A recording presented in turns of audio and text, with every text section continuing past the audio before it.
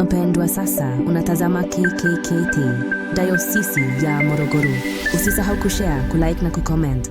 Mungu akubariki sana. Usharika wa majengo nimewaona, naomba. Bado sijafika.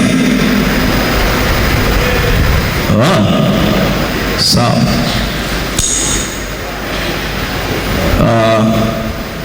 Waimbaji,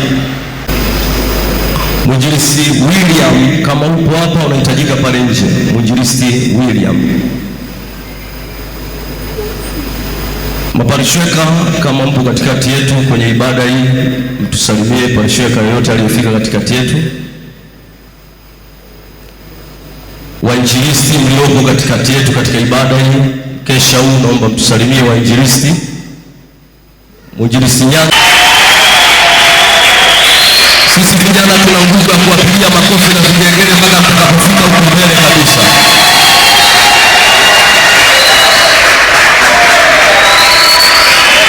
Na kama mnapoona ni vijana kabisa, naomba tuwapatie nafasi ya kukaa upande huu.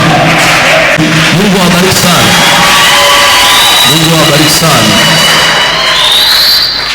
Niombe katikati yetu kama kuna mchungaji yoyote, ukiacha mheshimiwa mkuu wa jimbo na mchungaji wa usharika Kasharu. Ongezeni makofi na vigelegele mpaka atakapofika kukaa naye kwenye nafasi yake pale.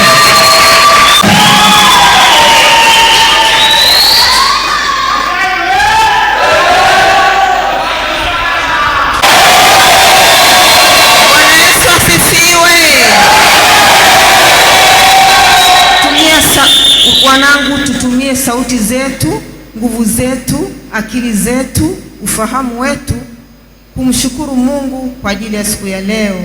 Bwana Yesu asifiwe sana. Sina mengi ya kuzungumza, watazungumza walezi wetu, walimu wetu na viongozi wetu. Karibuni sana. Tubarikiwe na Bwana.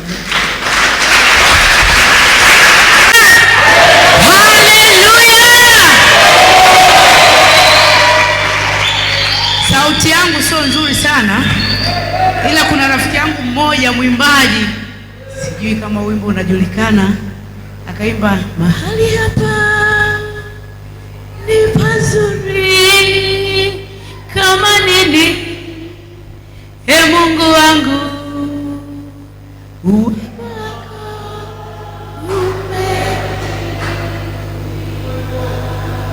sioni kama kuna watu wanaojua huo wimbo. Kuna mwimbaji anaujua? Naomba mwimbaji mwenye sauti nzuri, ya kwangu kidogo imepata shida. Naomba auimbe. Nani anaweza kunianzishia huo wimbo? Hakuna hata mwimbaji anayeujua.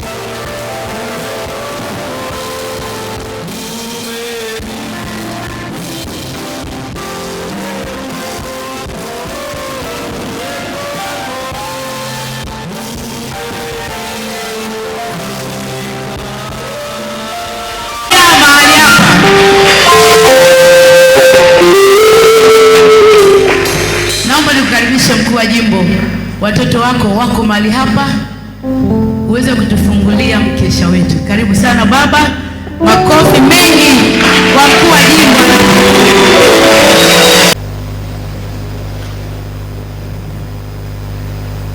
Mheshimiwa mchungaji kiongozi wa usharika huu Daktari Roda Chamshama, Mheshimiwa katibu idara ya vijana mchungaji Simba,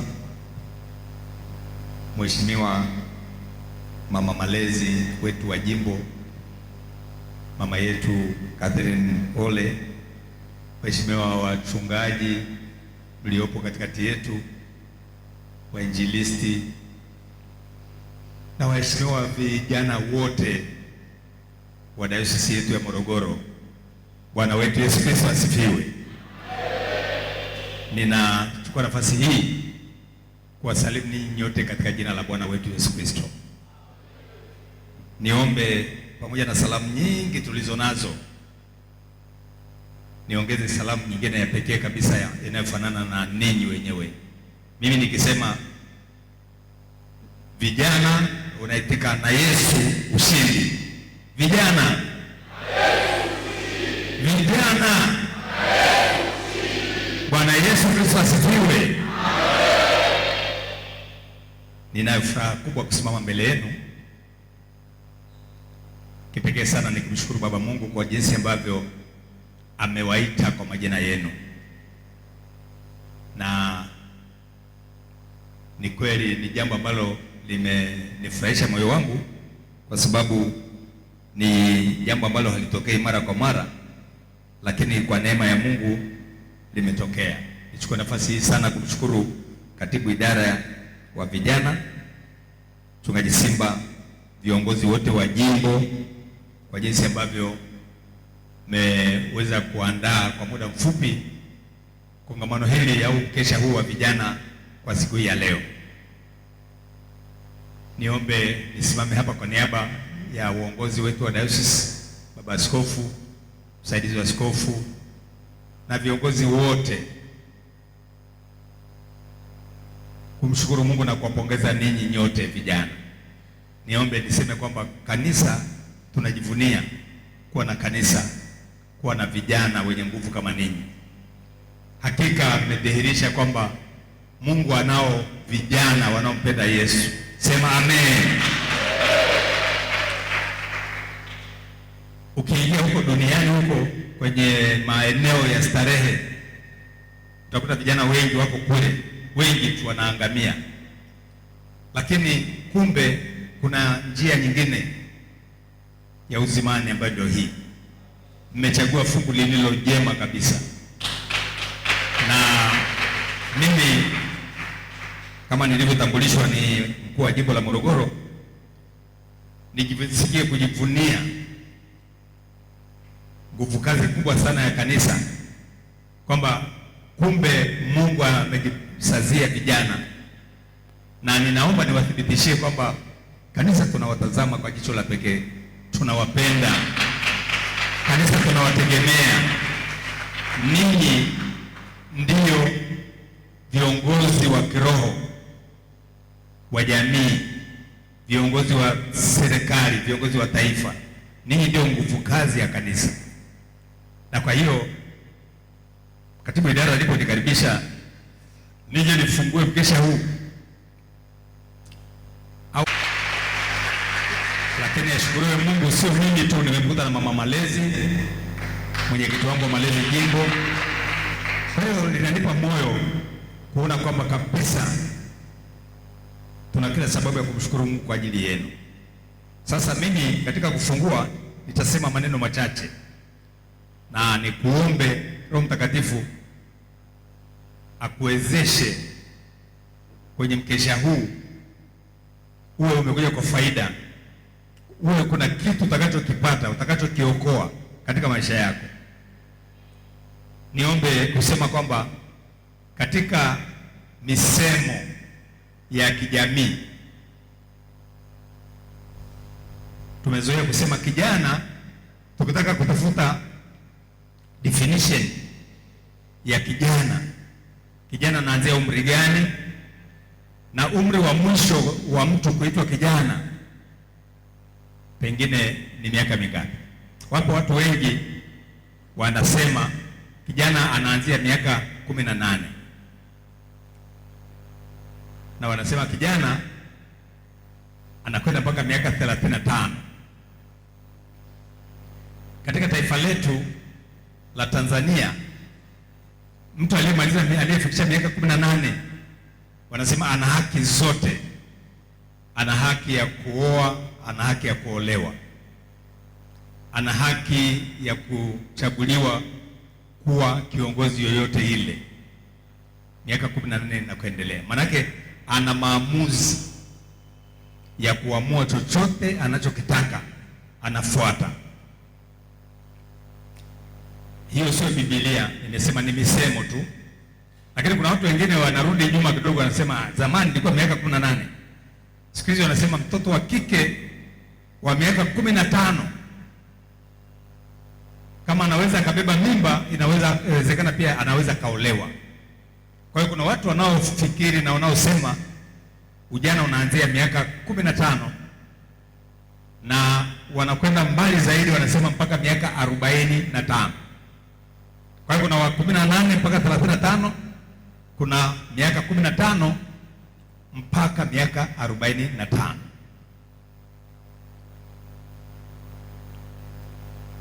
Sina hakika sana kijana, na nitatumia vifungu vichache vya Biblia ambavyo pengine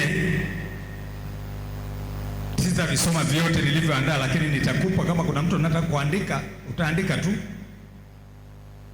Na kitu kimoja ambacho Biblia inasema juu ya kijana, anasema mkumbuke muumba wako siku za ujana wako, kabla hazijaja siku zilizo mbaya, au haijaja miaka utakaposema mimi sina furaha katika hiyo.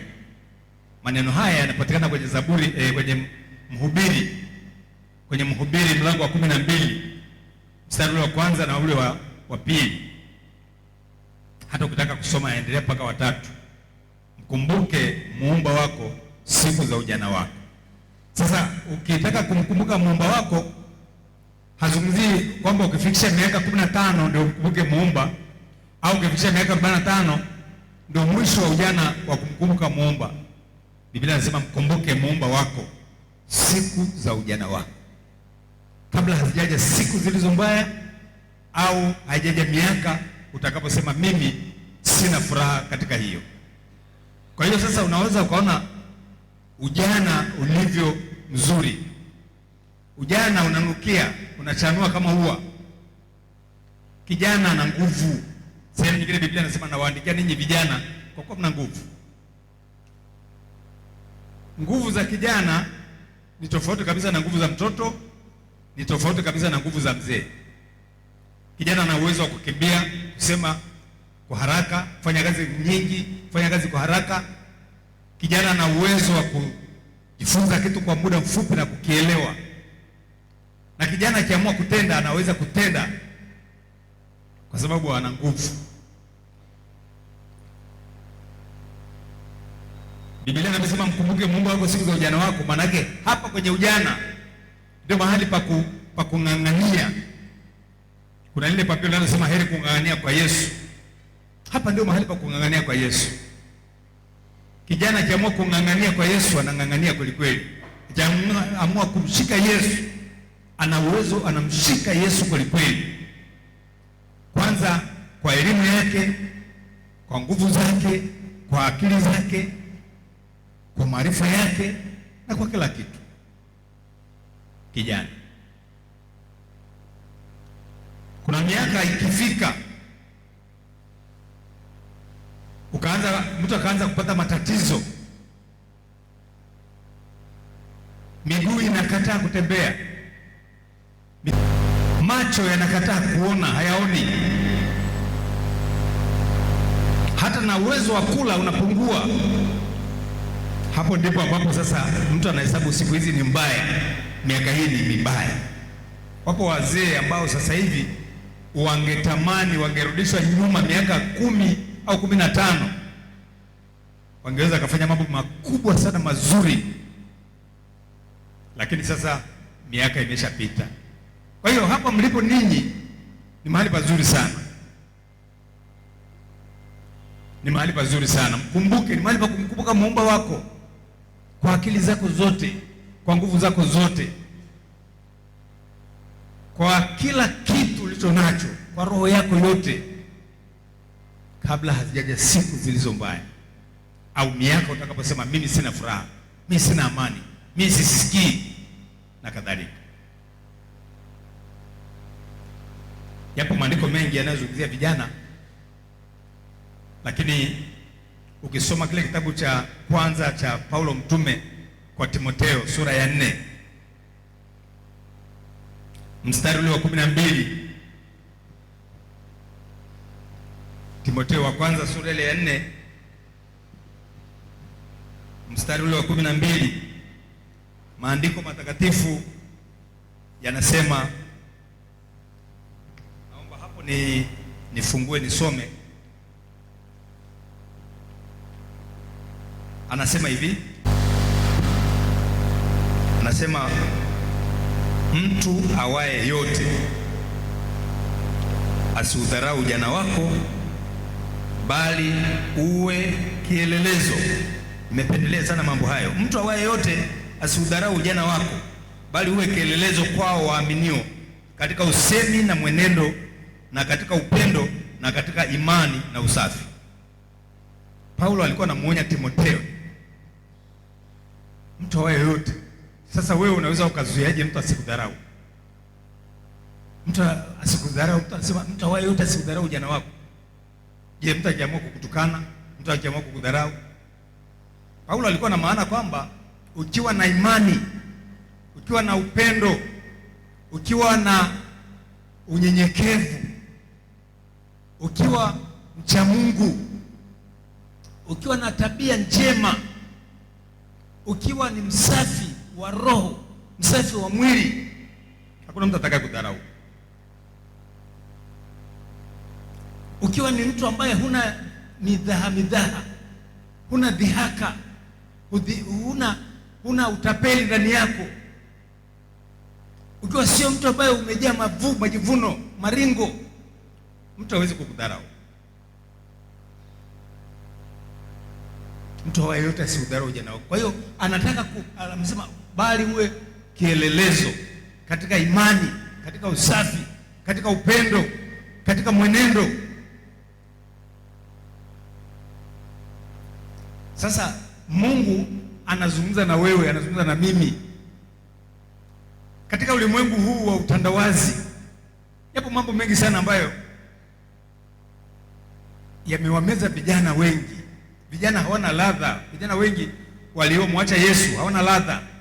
Vijana wengi ambao wamekamatwa na dunia, wanakatisha tamaa, wanaogopwa na jamii kwa sababu ya tabia zao, kwa sababu ya mienendo yao. Vijana ndio walio wengi waliomwacha Yesu, ndio wanaotuhumiwa kwenye kutumia silaha za moto, kwenye kutumia nguvu kunyang'anya watu mali zao, kwenye kuua, kwenye mambo ya kubaka, kwenye mambo ya kulawiti, kwenye mambo ya madawa ya kulevya. Sehemu kubwa vijana ndio dunia imewakamata. Hawa vijana wa namna hiyo hawana ladha katika jamii, wanakatisha tamaa. Sasa Paulo anaposema mtu awaye yote asiudharau ujana wako, manake ukijiepusha na vitu kama hivyo utaheshimiwa. Sema amen. Utaheshimiwa na kila mtu atakupenda, utaaminika, kila mtu atakuamini, utaaminiwa mali, utapewa vyeo.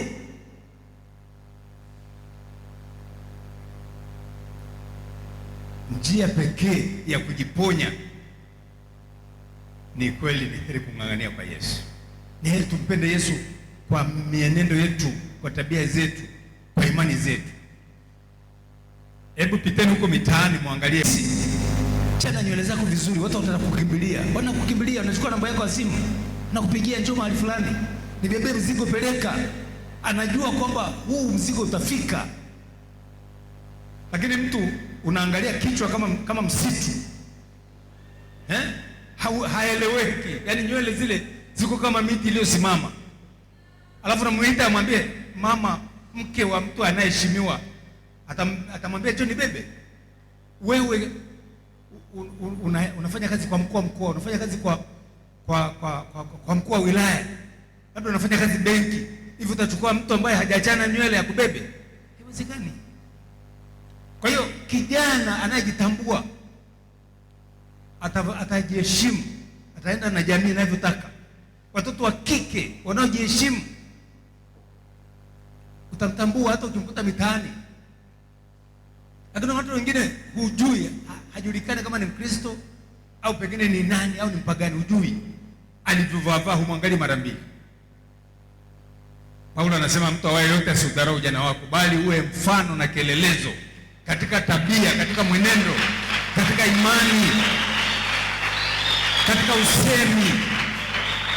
Uwe mfano, kielelezo. Hata ukiajiriwa, wale wanaokuangalia, wale ambao wako nyuma yako, wakusifia, waseme huyu hakika ni bosi.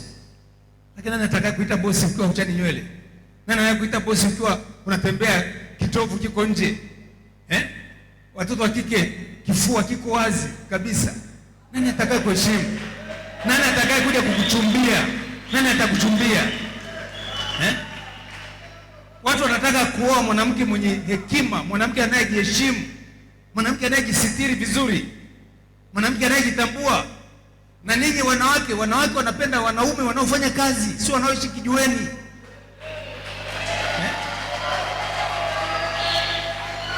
Watoto wa kike wanaangalia, anasema nikiolewa na huyu atanishindisha na njaa. Asiyevaa nguo, ambaye hajui anaenda dukani anachukua ile nguo iliyokatwakatwa au anaichukua nzima, anaweza kuikatakata mwenyewe, unasema ndio fashion. Hapana, sio fashion. Fashion uwe mfano, uwe kielelezo kwamba wewe ni Mkristo, wewe unampenda Yesu, wewe ni mwanakwaya, wewe ni mwanakwaya. Uwe mfano, uwe kielelezo. Mtu awaye yote asidharau ujana wako. Kwa hiyo ukitaka usidharauliwe, kubali kujiheshimu, kubali kuenenda sawasawa na maadili ya kanisa, ya jamii. Uwe mfano, uwe mfano, uwe kielelezo. Paulo anasema maneno hayo. Lakini kama haitoshi, ukisoma ile Zaburi ya 119 mstari ule wa 9, anasema maneno haya. Zaburi 119 ule mstari wa 9, anasema ni jinsi gani kijana aisafishe njia yake. Ameanza na swali, ni jinsi gani kijana awe smart, awe msafi? Ni jinsi gani kijana akubalike katika jamii? Ni jinsi gani kijana aheshimiwe? Ni jinsi gani kijana aaminiwe? Ni jinsi gani kijana akubalike katika jamii, katika taifa lake? Zaburi ya 119 mstari wa 9 anasema ni kwa kutii. Jibu lake anasema ni kwa kutii, akilifuata neno la nani jamani? La Mungu. Bwana Yesu asifiwe. Kitabu cha Waebrania anasema mlango ule wa 2, anasema tutapataje kupona tusipojali wokovu mkuu namna hii?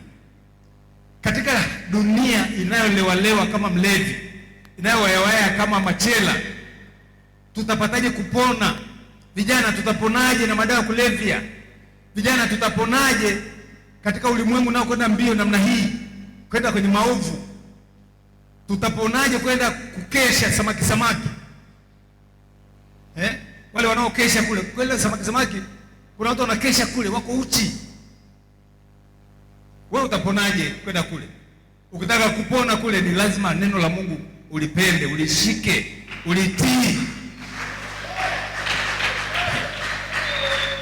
Yaani duniani kuna mambo, kuna mapambo mengi, kuna maua, kuna vitu vinavutia. Lakini ukitaka kuepukana navyo, likubali neno, kubali mikesha, nenda kwenye maombi, nenda kwenye fellowship, kubali kushiriki kwenye vijana, kwenye kwaya, kwenye makundi mbalimbali ya kujifunza neno la Mungu. Hapo ndio tutakapopona, vinginevyo tutaangamia. Ukisoma kile kitabu cha Warumi mlango wa 12 mstari wa kwanza, anasema basi ndugu zangu, na wasihi msifuatishe namna dunia. Dunia inalewalewa, dunia inafanya uzinzi na uasherati, dunia inafanya ukahaba, dunia inafanya mambo yasiyokubalika mbele za Mungu. Msifuatishe namna dunia, bali mjazwe Roho. Mkijazwa Roho mtasemezana, mtaimba nyimbo za tenzi za rohoni, mtaimba mapambio, mtasifu na kuabudu, mtakwenda kanisani. Ashukuriwe Mungu, kanisa la Afrika lina nguvu, na kanisani ukienda, vijana wako kanisani. Ninawasihi, hiki mlicho nacho msikipoteze. Biblia inasema shika sana ulicho nacho, asije mtu akaitoa taji yako. Ukienda makanisa ya wenzetu Ulaya waliotuletea umisionari zamani, ndio vijana sasa wameangamia kule. Kule hakuna kanisa tena, wanaokwenda kanisani ni wazee miaka 80 na kuendelea.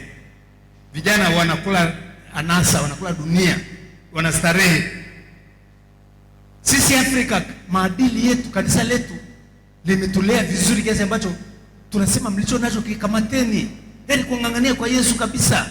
Mshike Yesu kwa akili zako zote, kwa nguvu zako zote, kwa uwezo wako wote. Hii ndio raha iliyobakia, raha vijana kujua Yesu. Tutaliponyesha kanisa, tutaponyesha jamii.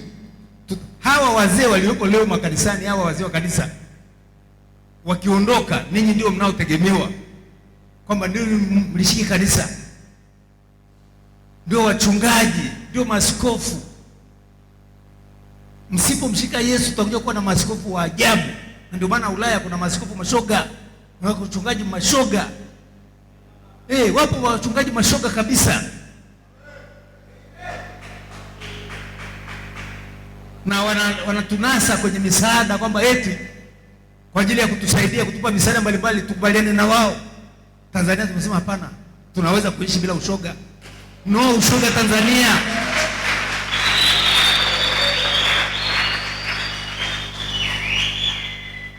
Wapendwa ndugu zangu, Biblia inatuuliza maswali, jinsi gani kijana aisafishe njia yake?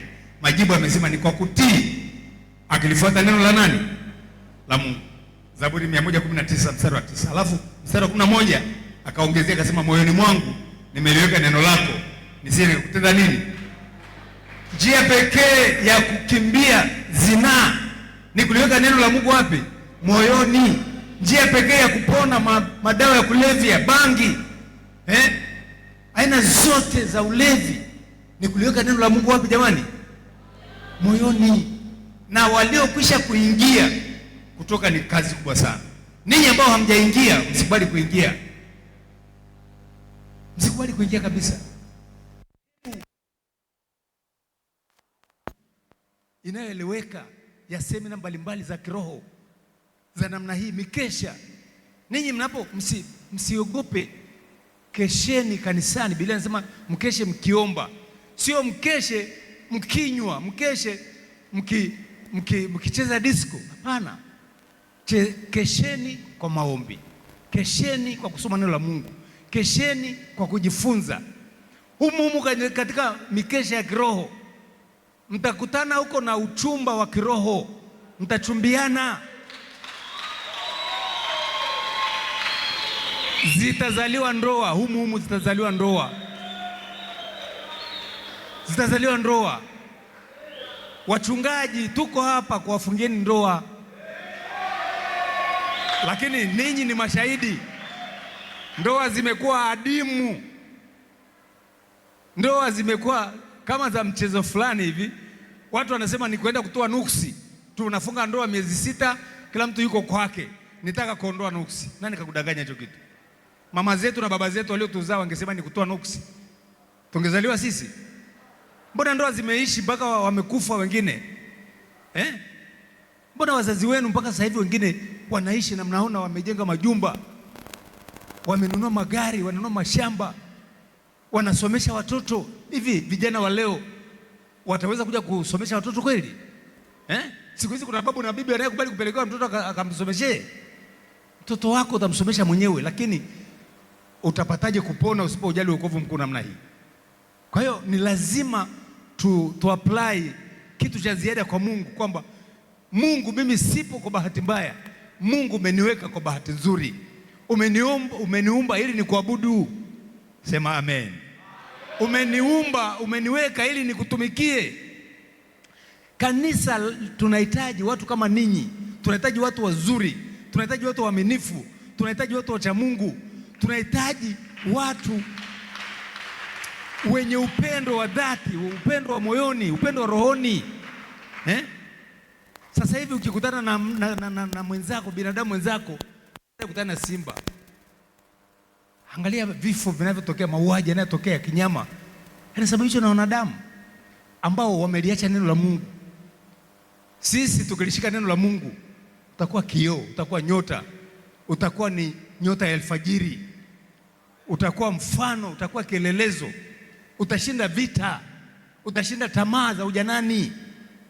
Hakuna namna ya kushinda tamaa za ujanani zaidi ya kulishika neno la Mungu, na Biblia inatuambia neno la Mungu ni takatifu. Ndugu zangu wapendwa, tuwe na tabia ya kusoma maandiko. Tunatumia muda mwingi sana kuchati kuliko kutumia muda mwingi kusoma maandiko. Ni rahisi sana mtu aliyetoka nyumbani unaenda kazini, au umetoka nyumbani unaenda Dar es Salaam, ukafika Msamvu, mtu ukasahau simu nyumbani. Hata kama umekata tiketi, ni rahisi kuacha ile tiketi iharibike, mtu afuate simu yake wapi? Wangapi wamesahau Biblia wakaifuata nyumbani? Kuna mtu anakumbuka kwamba nikisafiri nianze kuweka Biblia kwenye begi? Simu kwanza, si ndio? Sasa hizi simu, wazungu ni wajanja sana, wametuletea simu kwao, wanazitumia kwa maendeleo, wao wanatutumia kwa kujengana, wao wanazitumia kwa mambo ya uchumi. Sisi tunazitumia vibaya. Ukisafiri na hawa wazungu waliotuletea hizi teknolojia, aidha akipanda ndege au akipanda basi, kitu cha kwanza akishakaa kwenye basi au kwenye ndege, cha kwanza ataweka laptop yake mezani. Cha pili, anaweza akachukua kitabu, anasoma kitabu. Mbongo cha kwanza kabisa akishakaa kwenye siti ni kuchati. Yaani hata ajali inatokea saa nyingine hajui kwamba ajali inatokea kwa sababu yuko kwenye kuchati. Ninaangalia mabinti wengi wa kike, anapanda bodaboda, yuko nyuma, bodaboda anaendesha, yeye huku nyuma anachati. Yaani badala hata kuchukua tahadhari kwamba kunaweza kutokea jambo lolote, nichukue tahadhari ya kujiokoa, hicho kitu hamna. Ndugu zangu wapendwa, tusome Biblia. Biblia inasema maandiko matakatifu yanayoweza kukuhekimisha hata upate wokovu. Someni maandiko, tusome maandiko. Tusome vitabu vyote, soma nyaraka. Ukichoka kusoma Agano la Kale, soma Agano Jipya. Ukichoka kusoma Agano Jipya, soma Zaburi.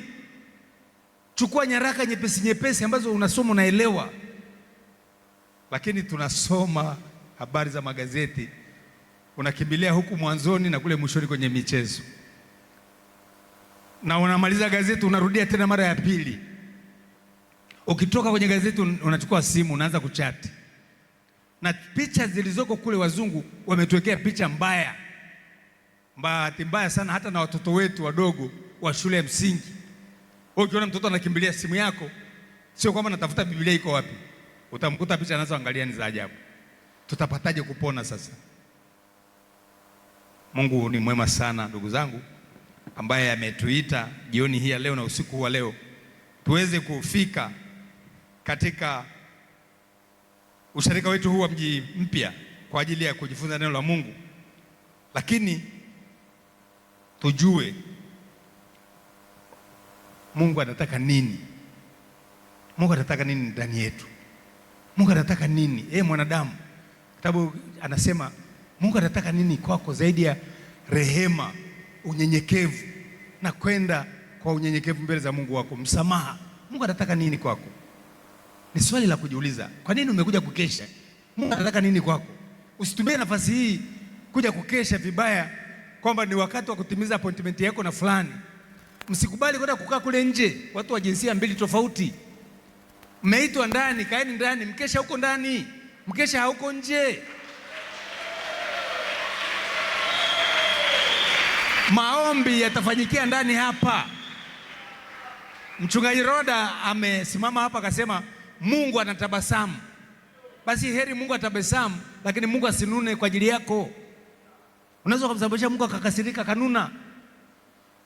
Lakini tambua kwamba uwepo wako wewe, Mungu anaweza kukutumia kuliokoa taifa, kuliokoa kanisa, kulisimamisha kanisa la Mungu, kusaidia vijana wengine. Kuna watu wametoka Kiroka kule, Dutumi, Mzumbe, wametoka kule Kinguruira ndani kule, wamekuja hapa. Usikubali kupoteza muda, usikubali kutoa nafasi hata kusinzia.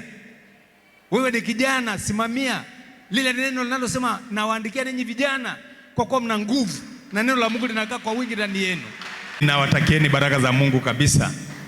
Narudia tena, Mchungaji Simba, kukupongeza wewe na viongozi wenzako wote mliobuni kitu hiki kizuri. Kwa kweli hamtapata hasara, na sisi kama kanisa tunajivunia na tunawaahidi ushirikiano kabisa. Ni heri tuone mnaokolewa, ni heri umwamini Mungu hata kama hayupo, hautapata hasara. Ni heri ukubali kujikana nafsi, na Biblia inasema mtu akitaka kunifuata na ajikane nafsi yake mwenyewe, kisha ubebe msalaba wake, alafu afanye nini? Lazima ujikane kwanza. Kuna wimbo mmoja hapa mbele zamani tulikuwa tunasema michanganyo. Mungu amekataa. Mungu hataki michanganyo. Mungu anataka kama ni moto uwe nini? Moto. Kama ni baridi uwe nini? Mungu hataki uvuguvugu. Mungu hataki uvuguvugu. Basi Mungu awape neema na baraka usiku huu. Kama tumeamua, tuamue kweli, ili Mungu apate kutubariki. Mungu ataachilia baraka. Mungu ataponya taifa. Mungu ataponya kanisa. Mungu ataponya jamii.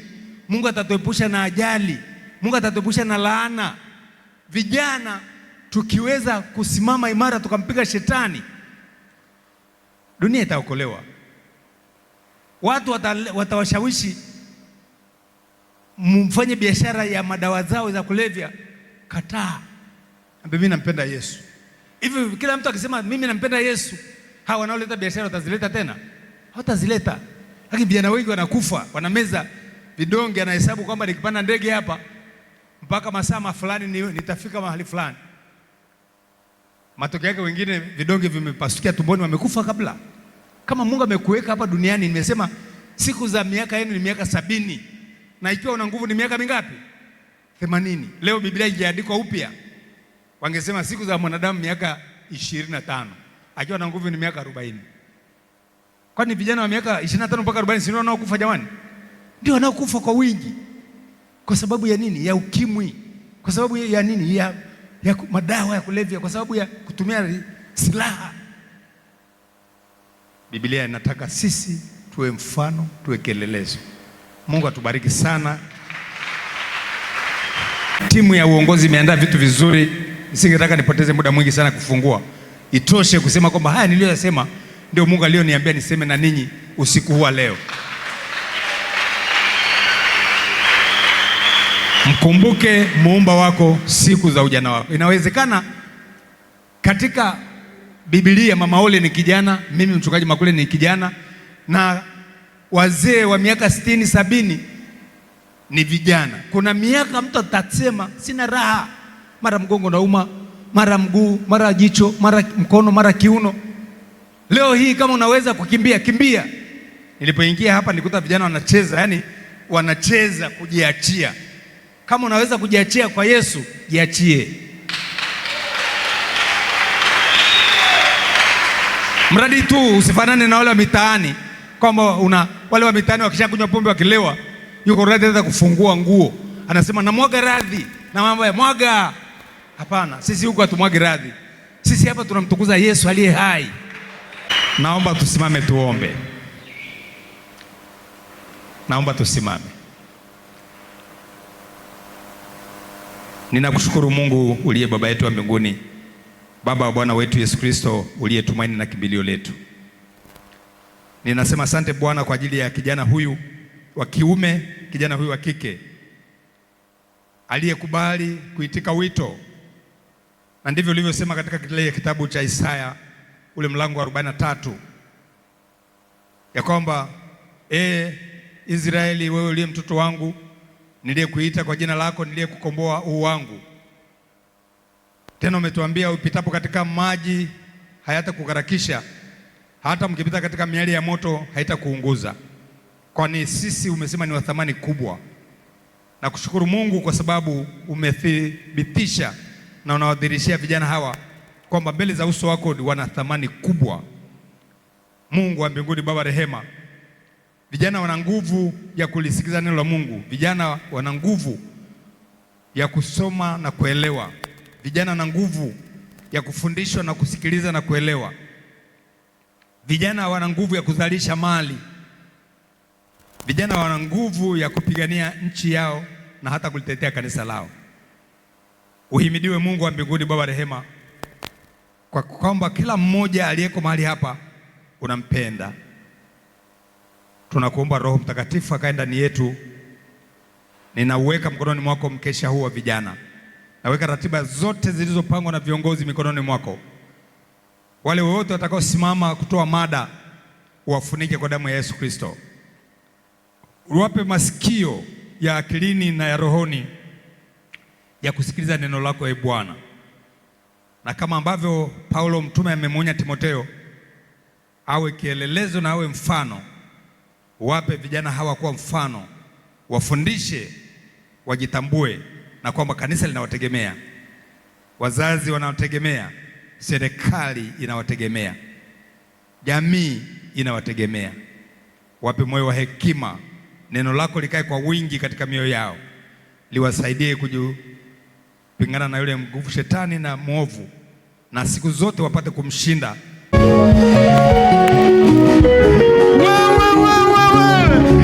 Ulichotoka nacho kwa Farao nakwambia,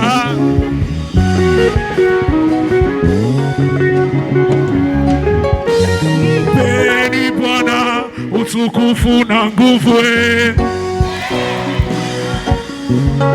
Farao kwa mapigo 10, yeye aliyempiga Farao kwa mapigo 10.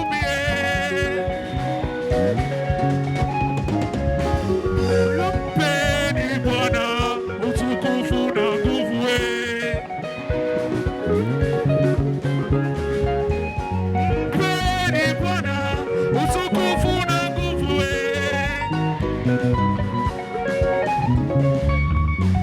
Mpeni Bwana utukufu na nguvu. Kwa maana hakuna jina lingine kwetu ambalo litupasalo sisi kuokolewa, hilo linapotajwa shetani yuko moto, hilo ametutira sasa ameanguka chini. Kwa maana hakuna jina lingine kwetu ambalo litupasalo sisi kuokolewa, hilo linapotajwa shetani yuko moto, hilo limenipata sasa ameanguka chini. Amina, amina, amina, usifiwe Jehova. Amina, amina, amina, amina, amina, amina. Nifike mbinguni nimwone Elia.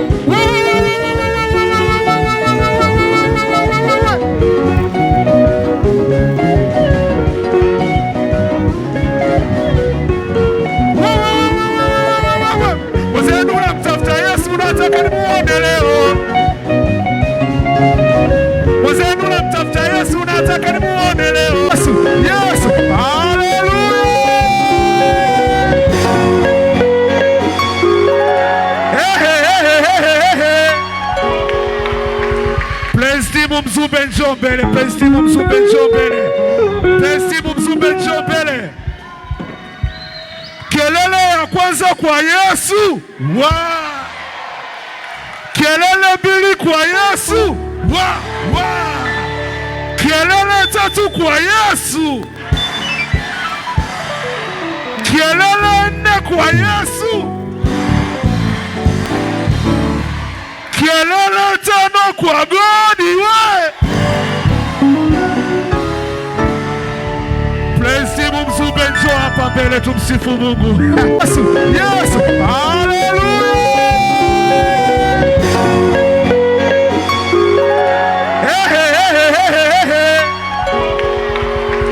Praise team Mzumbe njoo mbele, praise team Mzumbe njoo mbele.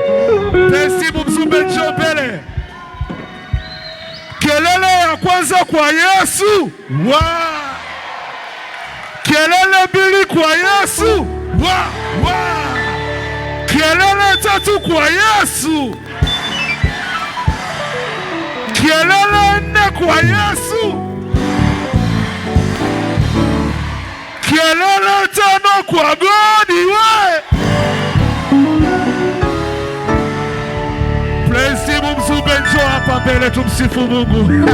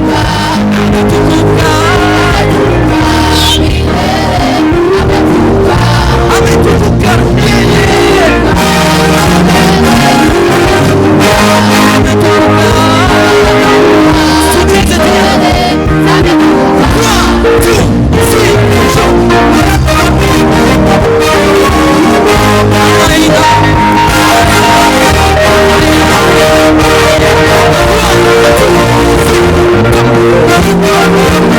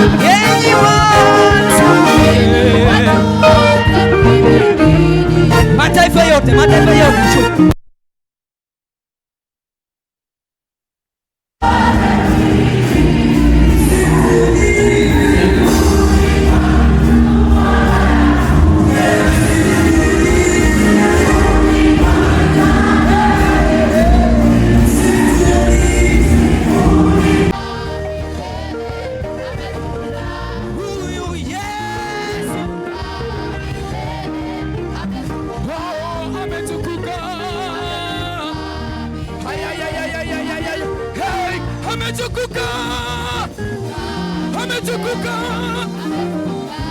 ametukuka, ametukuka. Tunakuimba namna hii, tunamana hii.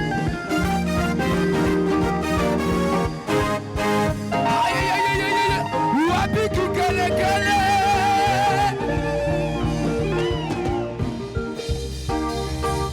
Unaweza, unaweza, unaweza, unaweza.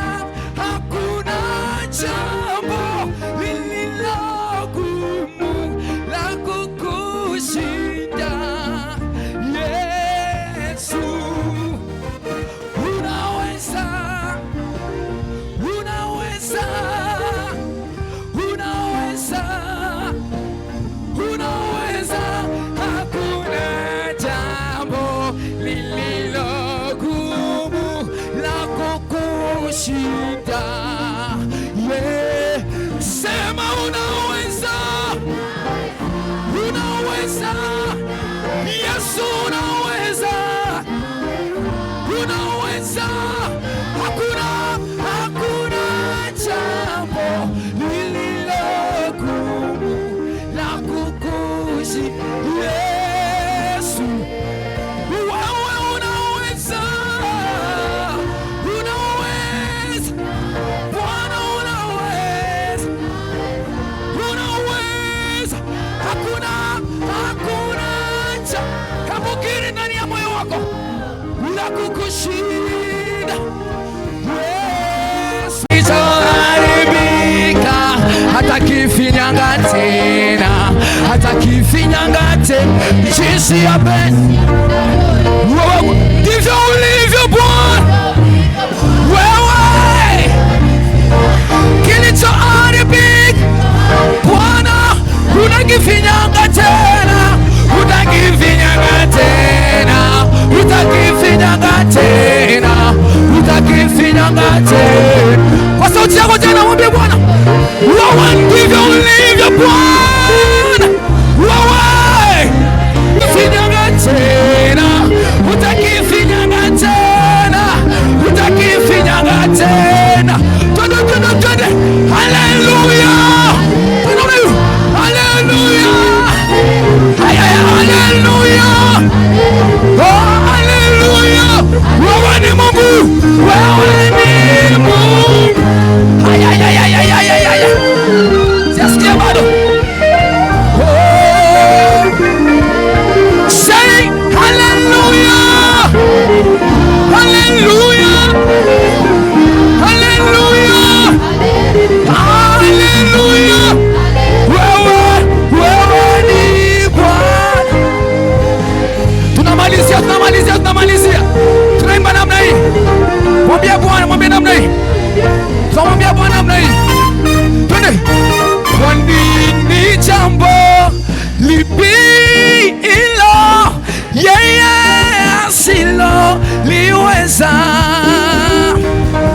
Kwa nini jambo yeye ni baba wa yatima, yeye ni mume wa wajane, yeye ni baba wa yatima, yeye ni mume wa kwa nini jambo gani? Jambo gani?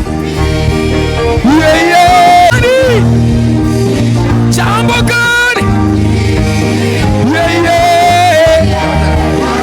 tunamwita alisema litaje, alisema litaje. Wewe lisema litaje.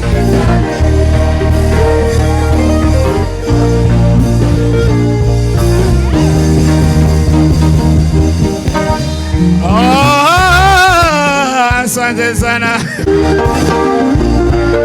Yaliyoibiwa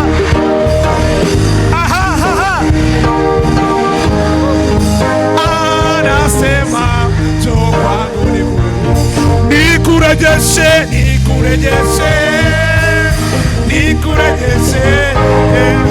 Anasema njoo kwangu nikurejeshe, nikurejeshe, nikurejeshe, nikurejeshe. Anasema njoo kwangu nikurejeshe. Ongeza tena makofi mengi. Ongeza makofi tena kwa Bwana. Ongeza makofi kwa Bwana. Haleluya. Haleluya, haleluya, haleluya. Ay. Achilia shangwe kwa Bwana. Haleluya. Hey. Unachezeaga wapi? Unachezeaga wapi? Unachezeaga wapi? Hebu sema ayaya. Sema ayaya. Ayaya. Tu nishikeki Yes, hallelujah. Ayaya. Kushukuru wengine sijui, ila mimi Bwana najua ubeni. Nisikie sauti tena.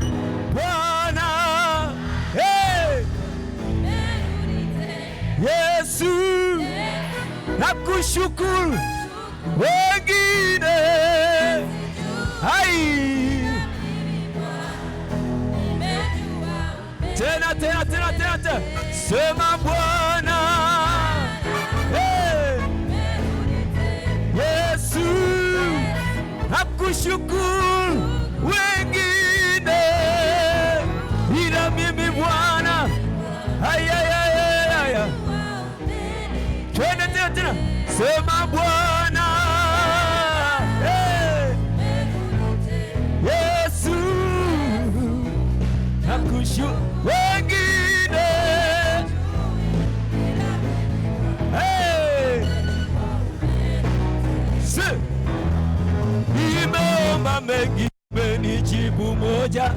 Umetutendea wengi, mimi nimerudi, japo mengine bado, ila natambua thamani ya hili moja uliloli. Hey! Wale wengine mimi sijui, ila nachojua. Hey! Ayaya. Wengine sijui, ila mimi Bwana. Twende tena. Oh, nimeomba mengi, tuibote nitendea mengi, mimi nimerudi, japo mengine bado, ila natambua thamani ya hili moja uliloliti. Wale wengine mimi sijui, ila nachojua kwangu umetenda. Hey! Yesu, wengine sijui, ila mimi Bwana nimejua sema Bwana, hey! Yesu, wengine sijui, twende sasa. Utukufu kwako na heshima zote, umenitenda wema, hey! Umenitendea wema. Utukufu na heshima zote, hey! Umenitenda wema, umenitenda wema. Sema tena utukufu. Mikono juu namna juu. Wenitenda wema, wenitendea wema. Hey!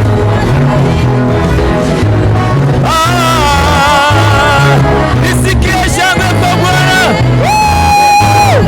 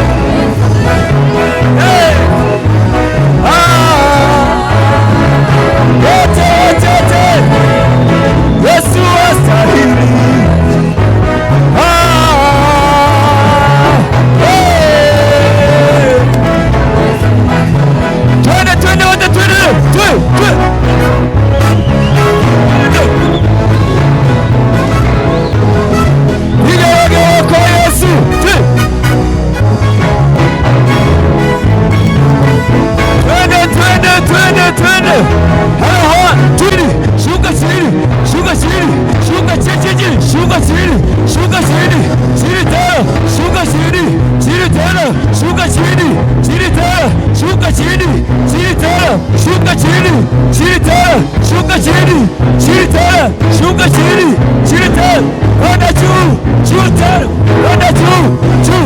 Hiyo kelele, hai, hiyo kelele, ayayayaya, hiyo kelele, kelele, hiyo kelele, kelele, hiyo kelele, kelele, hiyo kelele, kelele, hiyo kelele, kelele, hiyo kelele, kelele. Luwe, luwe, luwe, luwe Yesu luwe, luwe, luwe, luwe, luwe Yesu luwe.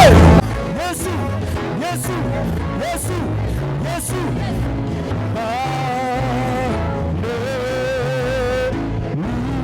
Hallelujah, hallelujah, hallelujah. Nisikie shangwe kwa Bwana, hallelujah. Yesu, Yesu, Yesu, Yesu, Yesu, Yesu, Yesu, Yesu, Yesu, Yesu, Yesu, Yesu, Yesu, Yesu, Yesu, hallelujah.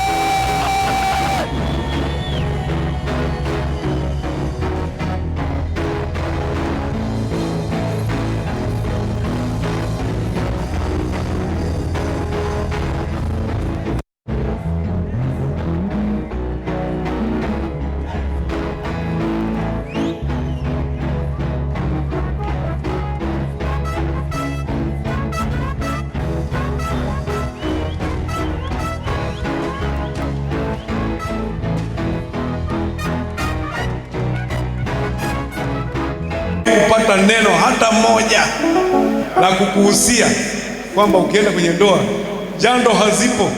Tunataka tuanzishe jando la kiroho ili tuzungumze na vijana. Tunataka tuwe na majando. Kuna siku tutafunga milango hapa, tutafunga milango na madirisha yote, tutaongea bila mic, tuwafundishe vijana wanaotaka kuoa wajibu wa mwanaume, bali kuwa na biashara inayoweza kukuletea maisha. Kukikosekana amani na utulivu, hata kuoa na kuolewa kunakuwa hakupo. Hebu fikiria mtu aliyekuwa na ndoa yake tarehe 29.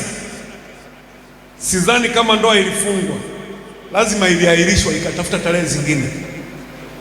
Ya maisha, kijana wa KKT, usiwe sababu ya kuvurugika amani mahali ulipo.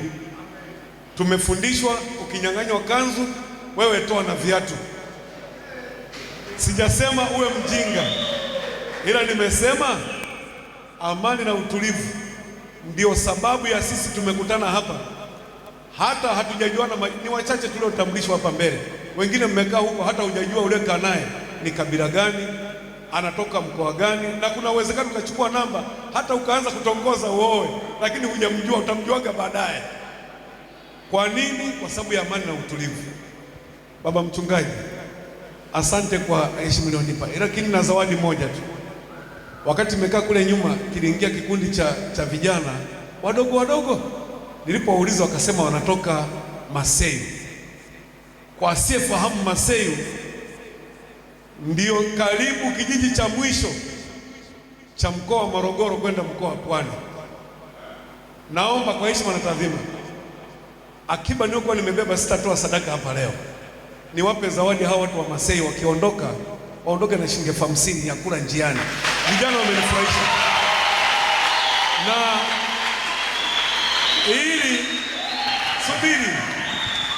ili kuthibitisha hayo, naomba vijana wale wa Maseyu waje hapa jamani. Maseyu, changamkeni, fursa hiyo. Vijana wadogo, vijana wa Maseyu wako na kiongozi mmoja. Maseyu wamekaa kule juu. Baba mchungaji, huwezi kuamini umri wa wale watoto, usafiri kuja kwenye mkesha. Wewe uliye Morogoro mjini unaweza kuchukulia poa, na pengine wengi tutatoroka, lakini wale sidhani kama usiku huu watatoroka. Wale ndio wakeshaji wa mpaka mwisho. Hebu mtawaona walivyo wadogo, na ile ndio mbegu ambayo inakuwa.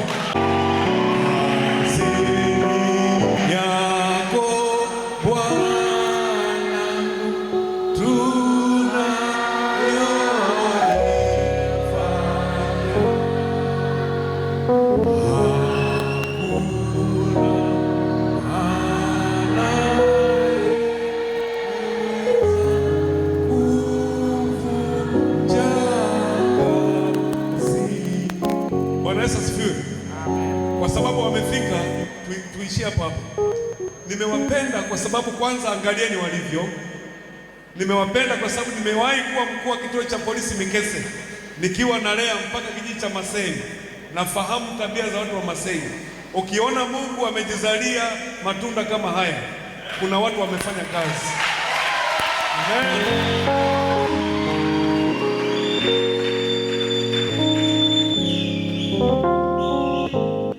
Inaongezwa 10 nyingine inakuwa 60. Bwana asifiwe. Sasa sikiliza, zimekuwa 60,000. Alafu huyo mimi ni baba wa ubatizo wa mwanae, yaani mpaka mimi nimefurahi. Asante sana. Anataka ziongezwe. Wangapi wanasema iongezwe? Asante. Tuweke bila kulingana na Yesu.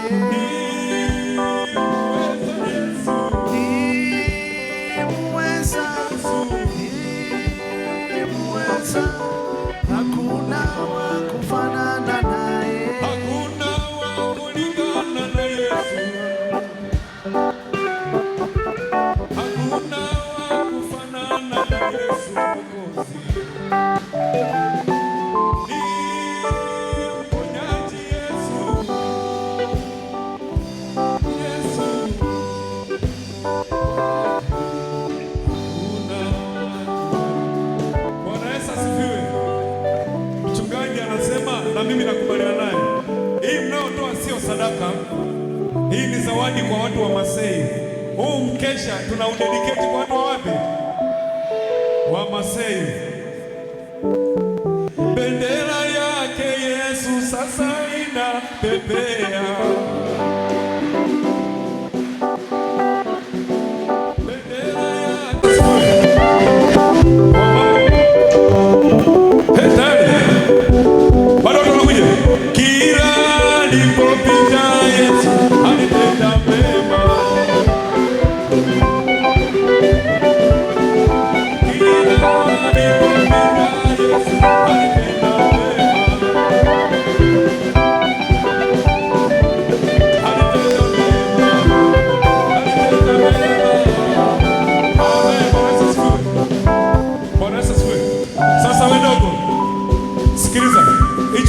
peleka kwa mama pale, mlezi wetu atuhesabie.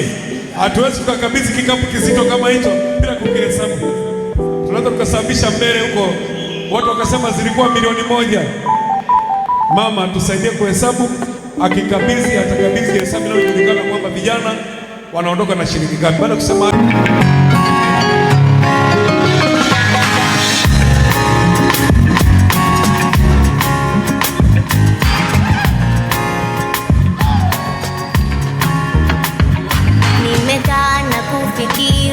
nimewaza na kuwazua, nimeamua kuimba wimbo kukushukuru Mungu we. Nimekaa na kufikiri, nimewaza na kuwazua, nimeamua kuimba wimbo kukushukuru Mungu we.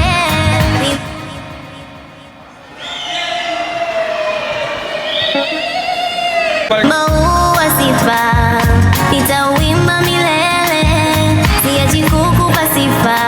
Nitauimba milele, siachi kukupa sifa. Daima hata milele, kama akili ninazo kichwani, na Yesu nimekuweka moyoni, na pesa nazo ziko mfukoni, tatabuza nini maishani. Kama akili ninazo kichwani, na Yesu nimekuweka moyoni, pesa ziko nyingi mfukoni, hofu ya nini?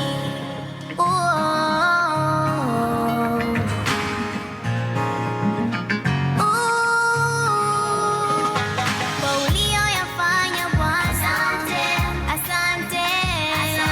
Nipa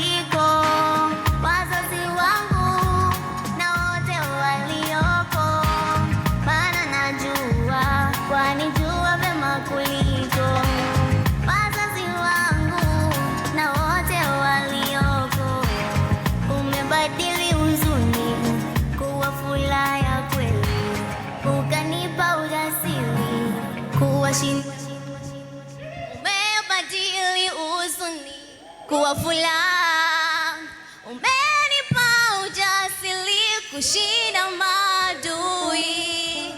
Sasa naimba na furaha moyoni, wewe ni ngome yangu, wewe kigao changu, umenifanya nitembee kifua mbele. Asante, asante Baba, asante, asante, asante. Bwana Yesu asifiwe. Bwana apewe sifa. Asanteni kwa kunisikiliza.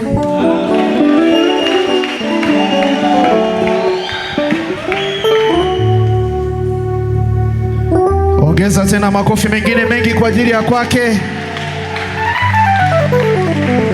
Ongeza tena na tena. Asante sana. Basi naomba kwa sasa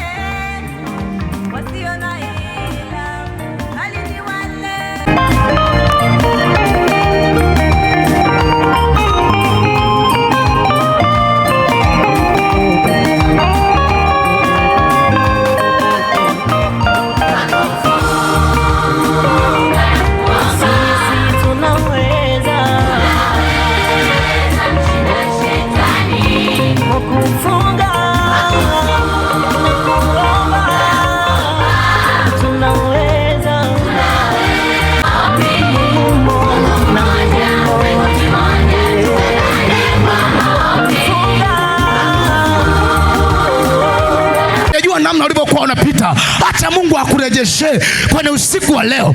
Anapokurejeshea, pokea kibali ambacho utatembea nacho, utaenda na Bwana kwa sababu ya urejesho. Anakurejeshea kwenye huu mkesha, anakurejeshea. Kuna mtu amekaa anaona kuna vitu fulani kwenye maisha yako haviendi. Mungu ataenda kuruhusu mlango wa vitu vyako kwenda mbele. Hata kubali vitu vyako viishie njiani. Hata kubali mwanao ishie hapo walikoishia. Hata kama mwanao wanasema hana akili, lakini kwenye mkesha huu utarajie mabadiliko makubwa kwa watoto wako. Tarajia watoto wako kubarikiwa. Tarajia uzao wako kuwa. Mpendwa, sasa unatazama KKKT Dayosisi ya Morogoro. Usisahau kushare, kulike na kucomment. Mungu akubariki sana.